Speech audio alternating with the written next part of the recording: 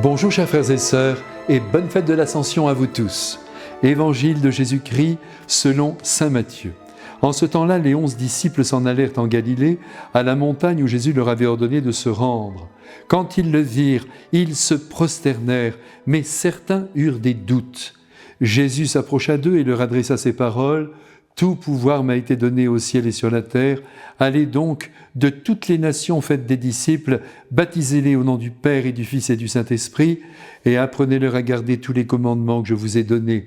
Et moi, je suis avec vous tous les jours, jusqu'à la fin du monde. » Mes frères bien-aimés, aujourd'hui au Canada, nous célébrons l'ascension de Jésus, autrement dit, son départ pour l'éternité après plus de 30 ans de présence sur la terre en tant qu'homme. Mais quelle merveille que l'incarnation de Dieu, quelle idée géniale dont nous le remercierons éternellement, car si Dieu n'était pas venu vivre notre condition humaine, nous n'aurions gardé de Dieu que l'image de sa toute-puissance, de sa domination absolue sur le monde, sans vraiment comprendre que tout ce qui existe vient de son amour et qu'il ne cesse, en nous aimant, en nous entourant de sa tendresse, de nous soutenir les uns et les autres au milieu des épreuves que nous traversons.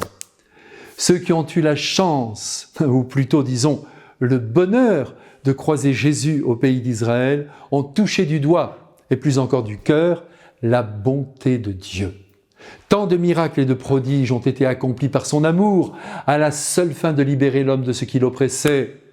Et que dire de ces paroles qui révélèrent la bonté absolue de son Père pour sa création, en rappelant au passage, un passage qui dura 3 ans, ce que l'homme devait vivre de plus essentiel, à savoir l'amour à offrir autour de soi, en estime, en compréhension, en non-jugement, en patience, en soutien, en joie, ce qui suppose évidemment la mort de tout égoïsme. Le Christ est venu redire à l'homme sa beauté. Il est venu le restaurer dans son humanité, le dégager de ses étroitesses d'esprit, de ses duretés de cœur, de ses jugements péremptoires, de ses jalousies, de son orgueil congénital, de sa soif de pouvoir et d'argent. De la crèche à la croix, il nous donne le goût de la vraie vie, de la plus simple qui soit, celle que vous et moi, nous devons assumer dans les conditions qui sont les nôtres. Il accroche aussi à nos âmes l'essentiel à vivre. Il nous met en garde contre la superficialité, contre la médiocrité, contre la fermeture du cœur, contre la méchanceté et bien sûr contre la vengeance. Il nous pousse à ne jamais nous décourager, à nous dépasser, à souffrir aussi avec courage comme il a souffert lui-même sur la croix et à espérer en la vie éternelle. Il nous supplie à longueur de page d'Évangile d'aimer Dieu son Père, source de tout bien, de nous jeter dans ses bras et de croire que notre vie ne se termine pas à la tombe. Et les 3 résurrections qui éclatent dans l'Évangile le prouvent. La petite fille de Naïm, vous vous en souvenez, morte. Il lui prend la main, elle se relève.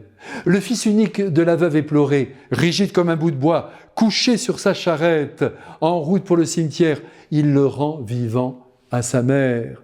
Et celle de Lazare, dont le corps est en pleine décomposition, lui aussi sous les yeux de la foule, il se lève et il sort tout seul comme un grand de son tombeau.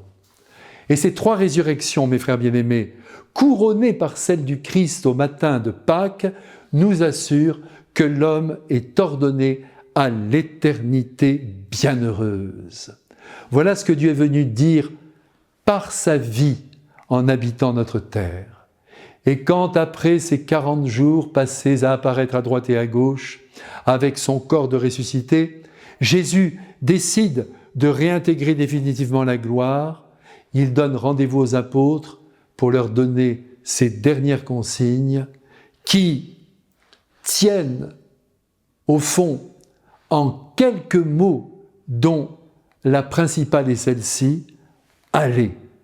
Il ne s'agit donc pas de stationner dans notre petite vie tranquille, il faut aller annoncer au monde la bonté de Dieu et dire aux hommes qu'ils deviennent beaux quand ils écoutent le Christ. Oui, toi qui m'écoutes, tu deviens beau quand tu veux mettre en œuvre l'Évangile dans ta vie et autour de toi, quand tu reçois le baptême qui fait de toi le frère et même le jumeau du Christ. Allez, mes frères bien-aimés, Jésus, en partant pour le ciel, nous a confié la terre pour que l'amour y rayonne. Ne le décevons pas. Il nous bénit à présent comme il a béni ses apôtres au jour de son ascension. Amen.